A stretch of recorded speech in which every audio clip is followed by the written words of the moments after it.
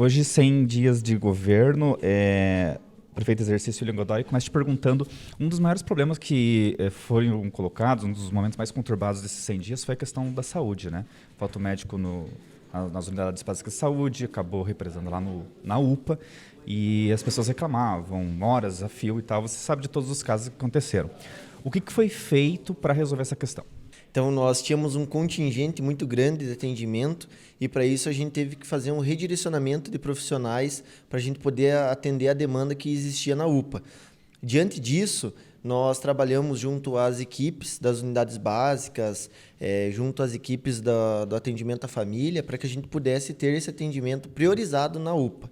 A gente conseguiu, juntamente com a mudança que nós tivemos, a gestão da UPA, a gente colocou lá uma pessoa especificamente para cuidar do prédio, uma pessoa especificamente para trabalhar com o atendimento aos enfermeiros, médicos, a equipe técnica. E com isso a gente pôde evoluir muito no tempo de atendimento do UPA. Nós temos ainda problemas, nós temos alguns dias que enfrentamos mais dificuldade, mas isso é em decorrência dos números avançados que nós temos de crises respiratórias e problemas que vieram em decorrência da Covid e de outros problemas envolvendo a saúde, principalmente respiratória, mas a gente avançou bastante quando se trata do tempo de espera. A gente tinha lá alguns problemas referentes a pessoas que acabavam esperando 10 horas para atendimento, e isso já não acontece mais. A gente consegue ter alguns dias que, inclusive, os profissionais eles ficam sem ter atendimento. É uma equipe que ela entendeu a situação que nós estávamos passando, entendeu a demanda, e a gente conseguiu avançar muito nisso. Tivemos a troca também da coordenação médica. Com isso, a gente trouxe médicos de fora e médicos que estavam em outras unidades, hospital, inclusive na nossa saúde municipal. E eles hoje estão lá trabalhando e fazendo com que a gente consiga avançar na UPA. Ainda precisamos avançar nos postos de saúde. Que seria justamente contratar mais médicos, né? Mas hoje você tem uma questão da lei de responsabilidade fiscal, porque você está muito próximo do limite prudencial de gastos com salários. Como é que você está resolvendo essa questão? Já estouramos o limite, né? Eu assumi a prefeitura com o limite estourado em 54%, isso é muito sério para a administração pública, e nós precisávamos diminuir de 51,3%, que é o teto. A gente conseguiu chegar no último quadrimestre a 52,66 e com isso a gente já tem um alívio, a gente já consegue respirar melhor. Mas para a gente poder avançar com concursos, com mais tranquilidade, a gente precisa diminuir esse teto de gasto com a mão de obra. Você já baixou um pouquinho, né? Já baixou. A gente já conseguiu baixar cerca de 2 pontos. Isso é muita coisa. Mas a gente está trabalhando para que no próximo quadrimestre a gente consiga ter esse teto alcançado e aí a gente vai poder trabalhar com mais liberdade no concurso. Mas de antemão, junto ao nosso jurídico, estamos vendo a possibilidade de contratação de novos profissionais para a área da saúde de forma emergencial, como enfermeiros, técnicos, saúde bucal, fisioterapia, fonoaudiólogo, psiquiatra e outras especialidades que nós carecemos disso e precisamos contratar de forma emergencial. Diante disso, temos trabalhado junto ao Tribunal de Contas, mostrando de forma aberta os problemas que o nosso município enfrenta, para que eles possam também nos auxiliar nessa liberação, flexibilização, para que a gente possa ter essa mão de obra disponível. As obras que estavam em andamento, quando aconteceu a 7ª fase da Operação Entre Pater Filium, elas continuaram, estão paradas? Como é que está essa questão? Não prosseguimos com nenhum contrato das empresas que foram investigadas. A gente teve a ruptura de alguns contratos de forma legal e as obras que estavam em andamento, junto com empresas que vinham gerando muito problema para o nosso município, nós decidimos pará-las e fazer um pente fino nessas obras. Então, hoje foi a última etapa dessa auditoria que ocorreu nessas obras. São cerca de 24 trechos que foram avaliados, auditados pela nossa equipe e pela equipe da Ampla Norte, que nos cedeu a sua equipe técnica, fazendo todo o levantamento necessário para a gente poder ter um material para apresentar para a empresa que vinha fazendo o que nós pagamos, o que eles alegam que nós pagamos, e a gente ter um número real do que eles fizeram e do que eles deixaram de fazer.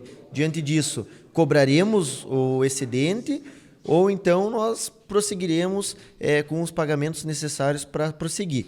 Não sei se será com a empresa que fazia, cobrando deles em valores ou em serviço aquilo que eles deixaram de fazer diante do que a gente pagou, ou se nós vamos contratar, através de uma licitação, uma outra empresa para finalizar, mas nós vamos finalizar essas obras. São 24 trechos de asfalto que vocês fizeram essa auditoria e que constataram ali se falta alguma coisa, não falta, e o que falta e se a empresa vai fazer ou não. Exatamente, isso entra toda a parte de massa asfáltica, de drenagem, de aplicação dos meio-fios, a colocação do passeio. A gente vê irregularidades a olho nu, não precisa ser engenheiro para ver que tem problemas nessas vias. Muito pelo contrário, a população tem nos trazido esses problemas e a gente está aberto para recebê-los e cobrar para que isso seja restituído aos cofres públicos. Outro serviço que deixou de ser prestado porque aquelas empresas envolvidas na Pater Filium foram, obviamente, que banidas, é a questão do transporte de materiais, né? Vocês seguem fazendo com caminhões da prefeitura? É possível fazer com os caminhões da prefeitura ou vocês estão sentindo dificuldade nisso? Não é possível, né? O nosso município tem 2.600 quilômetros de estrada de chão. No passado, o nosso município teve mais de 30 caminhões na sua frota e hoje nós contamos com uma frota muito reduzida. A Secretaria de Agricultura tem 4 caminhões que trabalhavam especificamente no Porteira Dentro. Hoje o Porteira Dentro não está tendo seus trabalhos prejudicados, mas está sendo feito um redirecionamento desses caminhões para a Secretaria de Obras atendendo a região interiorana. Então esses caminhões eles estão nos auxiliando, né, os caminhões da Agricultura auxiliando a Secretaria de Obras para que a gente possa avançar. Mas a gente precisa contratar mais caminhões. Nós temos um problema de mão de obra, não adianta comprar o caminhão e não ter um motorista. Então, a gente está trabalhando num edital bem aberto para que a gente possa ter tanto caminhão quanto a mão de obra, utilizando exemplos de municípios que fazem e dá certo, são muito bem auditáveis. E a gente vai trabalhar também na melhoria da fiscalização, para que nunca mais aconteça problemas como ocorreram no passado, colocando pessoas qualificadas para auditar, para fiscalizar e também fazendo com que a gente tenha uma comissão multidisciplinar para avaliar esses contratos e o serviço prestado. Os caminhões do José Aldembinski, que de fato seriam do Beto Passos, eles teriam sido comprados com dinheiro público, segundo o Ministério Público. Vocês pediram ressarcimento, ou seja, que esses caminhões sejam revertidos para o município? Tanto a Câmara de Vereadores quanto o Poder Executivo mandou ofício para o Ministério Público, para a Justiça, solicitando que esses caminhões eles venham para o município ou os valores eles sejam devolvidos aos cofres públicos, mas ainda não obtivemos retorno. Certo. Quando o senhor assumiu, o senhor disse que manteve pelo menos 70% do secretariado do antigo prefeito e disse que ia fazer auditoria nas secretarias. Foi feita essa auditoria? Qual foi o resultado? Sim, fizemos auditoria em vários contratos, eles ainda estão em andamento. Nós estamos para receber uma auditoria do Tribunal de Contas em relação a alguns contratos. Da mesma forma, a gente trabalhou na manutenção de alguns trabalhos, de alguns empregados, né? A gente acabou exonerando vários funcionários que a gente entendia que ou estavam desviados das suas funções ou não estavam aptos para fazê-las. E contratamos profissionais qualificados, com a máxima qualidade técnica possível para avançar em vários setores, na área da saúde, na saúde odontológica, em obras, no meio ambiente, então na administração principalmente. Então hoje nós temos profissionais que estão no lugar certo e fazendo aquilo que é necessário e certo para a população. Temos ainda o que avançar? Temos, né? A gente tem aqui no quadro da Prefeitura 1.800 funcionários. Eu, juntamente com a minha equipe de secretariado, a gente busca olhar todos de uma forma muito técnica para que a gente possa avançar no que for necessário na condução do trabalho desses funcionários. Mas hoje a gente tem segurança no quadro que nós temos, a gente tem trabalhado no início de mês na reavaliação de todos os comissionados, fazendo uma análise do trabalho que eles prestam. A nossa intenção não é caçar as bruxas, nossa intenção é ter pessoas trabalhando com dinheiro público com responsabilidade. Confia 100% no seu secretariado? Com certeza. A questão também dos recursos que estavam para vir. Vieram todos aqueles que estavam pendentes por conta dessa questão da prisão do ex-prefeito? Alguns recursos deixaram de vir? Como é que ficou essa situação? Governo de Estado, governo federal, eles tinham um certo receio com o nosso município, né? Aqui no município a gente tinha burbúrios do que vinha acontecendo e o governo de Estado ele acaba que tem informações privilegiadas. Então, muita coisa deixou de vir para o nosso município pela falta de segurança que eles tinham em relação ao que acontecia aqui nas licitações.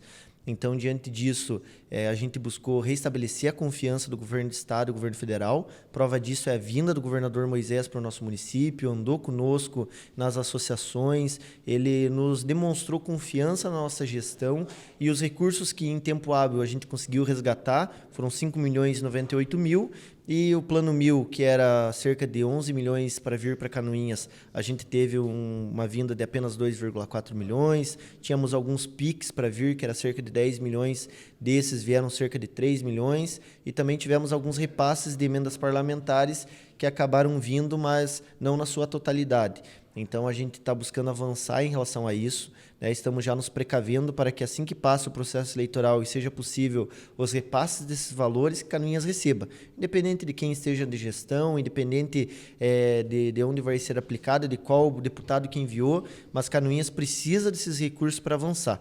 Hoje nós recebemos cerca de 5,98 milhões, mas a gente tem ainda cerca de 20 milhões para receber do que vinha sido prometido para o nosso município. Que mudança o senhor promoveu no setor de licitações, que foi de fato o pomo da discórdia diante de tudo isso que aconteceu na 7ª fase da Etpater Filho?